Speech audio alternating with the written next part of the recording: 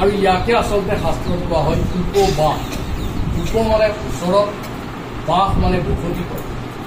আপোনালোকেতো ঘৰত বহি বহি সদায় এনেকুৱা উৎসৱ পালন কৰিব নোৱাৰে, গতিকে বাৎসৰিক অন্তত এবাৰ যদি এনেকৈ ভগৱানৰ ওচৰত আহি আমি ভগৱানৰ ওচৰত মনেৰে কায় মনোবাক্যৰে যদি বসতি কৰিব পাৰোঁ, সেয়ে প্ৰকৃত অৰ্থত আজিৰ দিনটো আপোনালোকৰ ভাল কিবা যে কিবা খালোঁ নাখালোঁ, গা ধুলোঁ নুধুলোঁ, এইবোৰ বাহ্যিক। কাৰণ ভগৱানৰ এটা নাম হৈছে ভাৱগ্ৰাহী, মাতেই নাই, ভাৱগ্ৰাহী। আৰু আমাৰ জগন্নাথৰ আৰু এটা নাম হৈছে ভোগগ্ৰাহী জনাৰ্দন। তেওঁ ভোগ খাই ভাল পায়। সেইকাৰণে আজি আপোনালোকৰ আমাৰ গৃহস্থ অলপ ভোগৰ ব্যৱস্থা কৰিছোঁ। সকলোৱে কোনো ভোগ নোখোৱাকৈ নাখাব। আৰু ইতিমধ্যে পাতগিৰি পূৰ্বই কোৱাৰ দৰে পৰহি ৰাতি 8টা বজাত মই বহুত দেৰিকৈ এই বিশেষ পদটোত অংশগ্ৰহণ কৰিলোঁ, দায়িত্বভাৰ ল'লোঁ। মোক আউনীআটী বিশ্ববিদ্যালয়ৰ গুৱাহাটী কেম্পাছৰ সঞ্চালক হিচাপে নিযুক্তি দিছে। এতিয়া আশা ৰাখিছোঁ আপোনালোকে মোৰ হৈ জগন্নাথক অলপ প্ৰাৰ্থনা কৰিব। এই কামখেৰা যেন মই ৰাইজৰ হিতাৰ্থে, বৈষ্ণৱৰ হিতাৰ্থে, শ্ৰী গুৰু বৈষ্ণৱৰ হিতাৰ্থে আৰু জগন্নাথৰ সন্তুষ্টি বিধানত লগাব পাৰোঁ।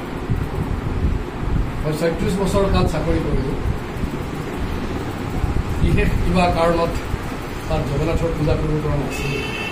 এতিয়া মই যিখন জেগাত সোমাইছোঁ তাৰ বেকগ্ৰাউণ্ডটো নপথ্যত সত্ৰৰ নামটো আছে আউনীআটী। যদিও বিশ্ববিদ্যালয়খন সত্ৰ নহয়, এখন গভৰ্ণমেণ্টৰ চৰকাৰৰ অনুমোদিত UGCৰ অনুমোদিত বিশ্ববিদ্যালয়। আৰু এই বিশ্ববিদ্যালয়ত আমি গুৱাহাটীত এটা কেম্পাছ খুলিছোঁ। এই গুৱাহাটী কেম্পাছটো উত্তৰ গুৱাহাটীত হ'ব।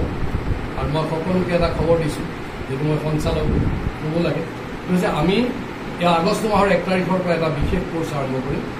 যিসকল স্নাতক ডিগ্ৰী লৈ পেলাই ঘৰত বহি আছে, তেওঁলোকে ইয়াতে অংশগ্ৰহণ কৰিব পাৰিব। ল'ৰা ছোৱালী সকলোৱে অংশগ্ৰহণ কৰিব পাৰিব। 2 বছৰীয়া পাঠ্যক্ৰম। আৰু এই পাঠ্যক্ৰমত তেওঁলোকক MA ইন ফিজিকেল এডুকেশ্যন দিয়া হ'ব। মানে এইটো ৰাজনীতি বিজ্ঞান, অৰ্থনীতি বিজ্ঞান বা দৰ্শন বিজ্ঞানৰ দৰে কঠিন বিষয় নহয়। যিকোনো মানুহে পঢ়িব পাৰিব। মই আশা ৰাখিছোঁ আপোনালোক কেইজনমান অন্তত এই মোৰ লগত সম্পৰ্ক ৰাখিব।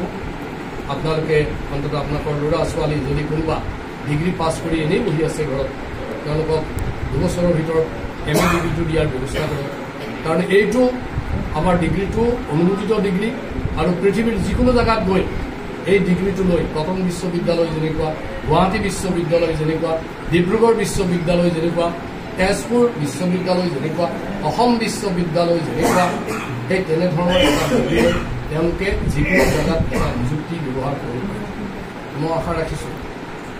কাৰণ এই কথাবোৰ মানে আমি যেতিয়া ভক্তই কৰোঁ, মই নহয়, আপোনালোক ভক্তই যেতিয়া কৰে, ইয়াৰ লগত সদায় ভগৱান জড়িত থাকে। গতিকে আপোনালোকে যেতিয়া এনেকুৱা এখন বিশ্ববিদ্যালয়ত পঢ়িব, যাৰ নামৰ প্ৰথম শব্দতে আউনীআটী, মানে কৃষ্ণৰ নাম আছে। আৰু আপোনালোকে জানি সুখী হ'ব, গোটেই ভাৰতবৰ্ষত মাত্ৰ এখন বিশ্ববিদ্যালয় আছে যিখন চৰকাৰে অনুমোদন দিছে, যাৰ নপথ্যত আছে আধ্যাত্মিকতা।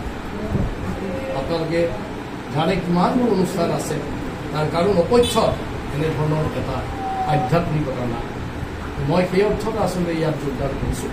গতিকে আপোনালোক সকলোৱে আজিৰ দিনটোত খুব সুন্দৰভাৱে অহা বছৰলৈ আমি ধুনীয়াকৈ আমি এনেকৈ অনুষ্ঠান অনুষ্ঠিত কৰিম। আৰু মই যিহেতু এখন বিশ্ববিদ্যালয়ত সোমাইছোঁ, মোৰ আশা আছে যে মোৰ ভক্তপ্ৰাণ ঘৰৰ পৰিয়ালৰ ল'ৰা ছোৱালীয়ে উৎকৰ্ষ সাধন কৰক। তেওঁলোকে যথেষ্ট পৰিমাণৰ সৰ্বোচ্চ মূল্যাংকন কৰি পৃথিৱীৰ যিকোনো জেগা শ্ৰীহৰি ভগৱানৰ জগন্নাথৰ গুণানুকীৰ্তন কৰা ভালকৈ পাছ কৰি গাড়ী এখন চলাই, ধোঁৱা উৰুৱাই, বতাহত ধূলি উৰুৱাই, লোকক কষ্ট দিয়া পাৰি। সেইটো ফল নাই। তাকে নকৰি যদি আমি এটা ভাল ডিগ্ৰী লওঁ, সেইটো যদি ভগৱানৰ সেৱাত লগাওঁ, ভাল চাকৰি কৰিম, এটা ফল আনি ভগৱানক দিম, ভাল চাকৰি কৰিম, ভগৱানক মুকুট দিম, ভাল চাকৰি কৰিম, ভগৱানক এটা সৰু কিবা সামান্য সেৱা ব্যৱহাৰ কৰিম। এই হ'ব যথাৰ্থ অৰ্থত আমাৰ জীৱনৰ মূল্যাংকন। এইষাৰ কথা কৈয়ে মই আপোনালোকৰ ওচৰত বিদায় মাগিম। কাৰণ এতিয়া আকৌ গৈ মোৰ মূল অনুষ্ঠানত যাব লাগিব। তাত বহুত মানুহ ৰৈ আছে 2টা বজাৰ পৰা কাম আৰম্ভ কৰিব দিছে আপোনালোকে দেখিছে মানে আমি অলপ কম সময়ৰ ভিতৰতে কম মানুহৰ ভিতৰতে আমাৰ 4 ঘণ্টা লাগিব 8 ঘণ্টা লাগিব আৰু মোৰ ডেলিটো 5টা বজাত বাজিব চব মানুহ আহি যাব জগন্নাথ বেলতলা যাৰ খুচি হৈ যাব তাতে 5টা বজাৰ পৰা আমি এনেকৈ স্নান যাত্ৰা কৰিম হৈ থাকিম গতিকে আপোনাৰ মোৰ যেতিয়ালৈ সুস্থ থাকে আৰু বাকী সকলো আটাই আহিব জয় জগন্নাথ